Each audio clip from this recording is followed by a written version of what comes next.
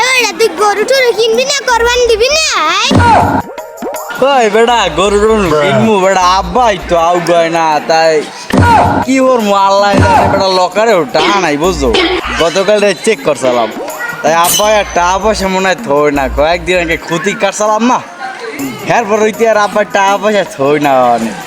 যাও আব্বার পিন্দি মনে গরু একখান বার্তায় নিউডমু, এরপর আর আব্বা কিনেই হেলাইবি আনে যাক চিন্তা করিস না, দাওয়াত তোরাও পাবি। না বেটা গরু এখন ঠিক করে রাখছি, কিনা টিনা লই গেল 1,20,000 1,20,000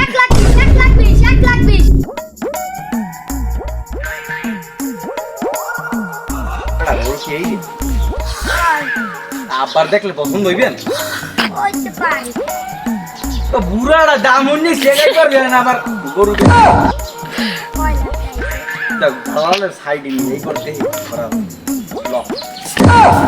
শোন ভাই, মোর ঘরে আমি টাকা পয়সা না, তুই তো 1.5 লাখ চাইছে, আমি পয়সা দিই ভাই বেশি ভাই কমাতে পারবো না ভাই, আমি 1 লাখ খাই দেন অত কি জানি না ভাই। আব্বার এই তোর এই গরুর দাম নেই বলে আব্বাই ফিট পড়ে বুঝলো, অত ফিট ফুটে কাম নাই।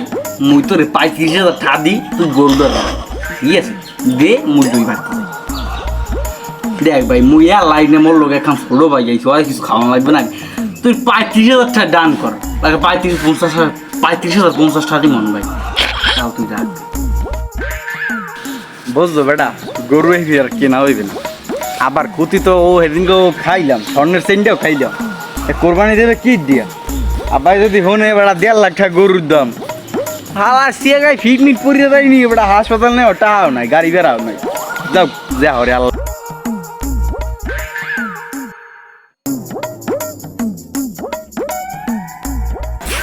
আব্বু গরু একখান দেখি আইছি, দাম কইলো বেশি না, হাতে বাজেটের মধ্যে আছে, তুমি যে বড় লোক মানুষ হাতে একদিন তারবা গরুটা দেখতে অসাম আছে বুঝলো।